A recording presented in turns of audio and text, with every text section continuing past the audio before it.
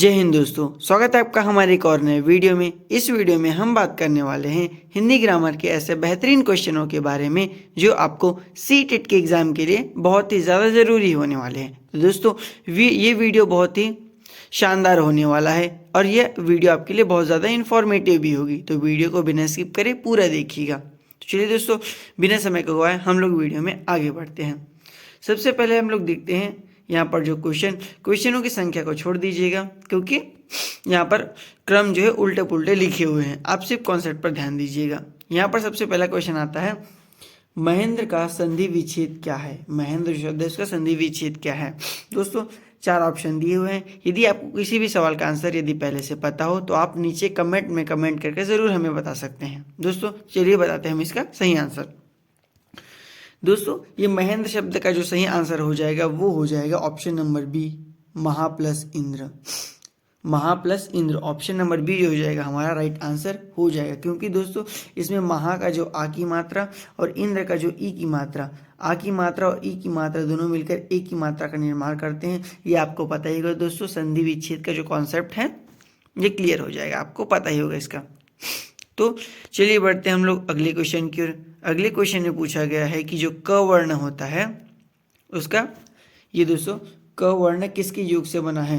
क वर्ण क या र, क या इ, क या अ या क या श, इस किसके जो योग से क शब्द का बनता है। दोस्तों आप लोगों को पता है कि क प्लस जो अ की मात्रा होती है ना, इसे पूर्ण कर दी, क्योंकि क जो होता है विसर्ग जो होते हैं आधे होते हैं। तो ये ऑप्शन नंबर जो सी जो हो जाएगा दोस्तों हमारा राइट आंसर हो जाएगा।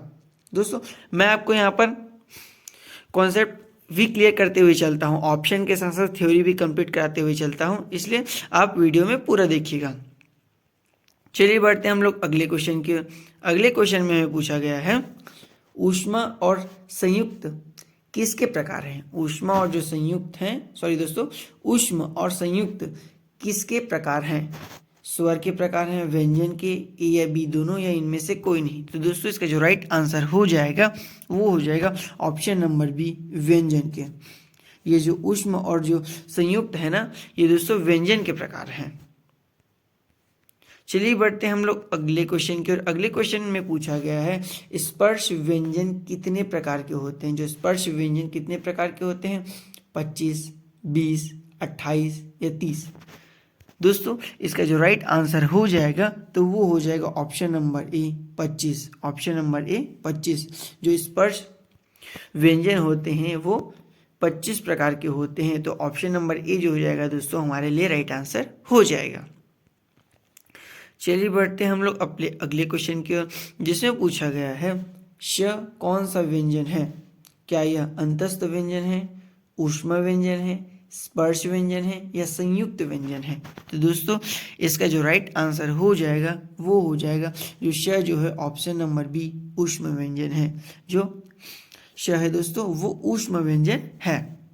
तो इसका जो राइट आंसर हो जाएगा ऑप्शन नंबर बी। अगले क्वेश्चन में दोस्तों हमें पूछा गया है, त्र वर्ण किसके योग से बना है। त्र जो वर्ण है किसके योग से बना है। क्या ये ज, इ, अ के योग से, त, र, अ के योग से, या श, र, अ के योग से। तो दोस्तों इसका जो राइट आंसर हो जाएगा वो हो जाएगा option number B. Option number B, त, र और अ, इन तीनों के योग से जो होता है तो त्र का निर्माण होता है दोस्तों। तो ऑप्शन नंबर बी जो हो जाएगा हमारा राइट आंसर हो जाएगा। तो दोस्तों ये रहा अगला सवाल हमारे स्क्रीन पर। इनमें से अल्प विराम कौन सा है। अल्प विराम कौन सा है दोस्तों बताना है। अल्प विराम कौन सा है। वह रोज आता है, यह हाथी है, धीरे धीरे, इनमें से कोई नहीं। तो दोस्तों इसका जो राइट आंसर हो जाएगा वो हो जाएगा ऑप्शन नंबर ए, वह रोज आता है। यहाँ पर जो अल्प विराम का उपयोग इसमें सही रूप से हो गया, तो इसका जो राइट आंसर हो जाएगा ऑप्शन नंबर ए, हमारा सटीक उत्तर हो जाएगा। चलिए बढ़ते हैं दोस्तों हम लोग अगले क्वेश्चन की ओर, जिसमें पूछा गया है, इनमें से योजक चिन्ह कौन सा है। योजक चिन्ह कौन सा है। तो दोस्तों इसमें से आप लोगों को पता होगा कि जो ऑप्शन नंबर सी हो जाएगा ये हमारा योजक चिन्ह हो जाएगा, क्योंकि ऑप्शन नंबर ए अल्प विराम है, ऑप्शन नंबर बी जो पूर्ण विराम है, और डी में तो कुछ दिया ही नहीं है। तो सी जो हो जाएगा दोस्तों, अल्प विराम को इस प्रकार से चिन्हित करते हैं, तो सी जो हो जाएगा हमारा राइट आंसर हो जाएगा। चलिए बढ़ते हैं हम लोग अगले क्वेश्चन की ओर, जिसमें पूछा गया है, संज्ञा के कितने भेद हैं? संज्ञा जो है उसके कितने भेद हैं? 10, 5, 7, 8। तो दोस्तों जो संज्ञा होता है ना उसके 5 भेद होते हैं। ऑप्शन नंबर बी जो जाएगा हमारा राइट आंसर हो जाएगा कि संज्ञा के 5 भेद होते हैं। तो चलिए दोस्तों अगले क्वेश्चन की ओर बढ़ते हैं। अगले क्वेश्चन में पूछा गया है इनमें से कौन सा जातिवाचक संज्ञा के ठसा व वाचक संज्ञा बनाया गया है? जातिवाचक संज्ञा से जो ये ठसा व वाचक संज्ञा बनाया गया है। तो दोस्तों इसमें पूछा गया बुढ़ापा, कठोरता, जाति, सजावटी, अपनापन। तो दोस्तों इसका जो राइट आंसर हो जाएगा वो हो जाएगा ऑप्शन नंबर ए, बुढ़ापा। बुढ़ापा। तो ऑप्शन नंबर ए जो हो जाएगा दोस्तों हमारा राइट आंसर हो जाएगा। अगले क्वेश्चन को देखते हैं। अगले क्वेश्चन में पूछा गया है इनमें से कौन सी शब्द समूहवाचक संज्ञा है? इनमें से जो कौन सा शब्द है जो समूहवाचक संज्ञा है?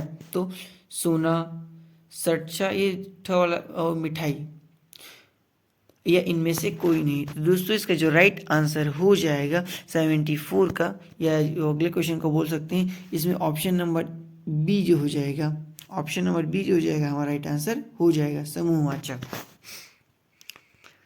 चलिए बढ़ते हैं हम लोग अपने अगले क्वेश्चन की ओर। इसमें पूछा गया है इनमें से लिंग के भेद कौन सा है? इनमें से लिंग का भेद कौन सा है?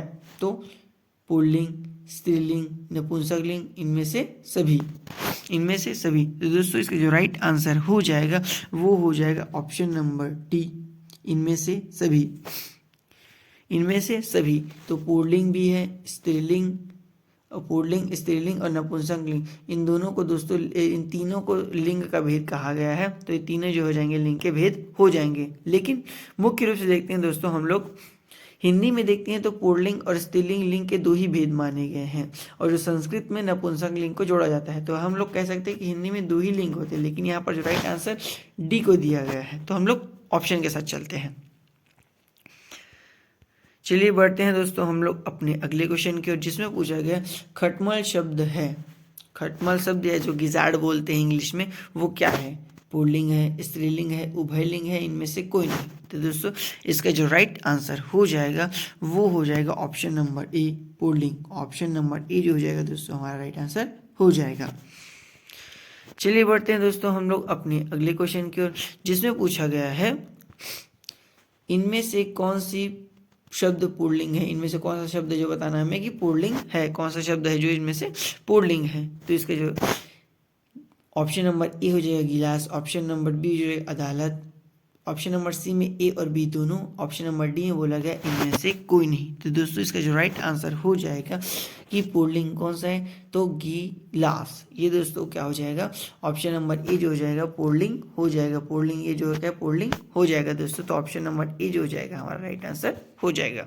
तो दोस्तों वीडियो आपको कैसे लगी कमेंट में ज़रूर बताइएगा, और वीडियो आपको थोड़ी भी इन्फॉर्मेटिव लगी हो तो हमारे चैनल को सब्सक्राइब ज़रूर करिएगा। धन्यवाद।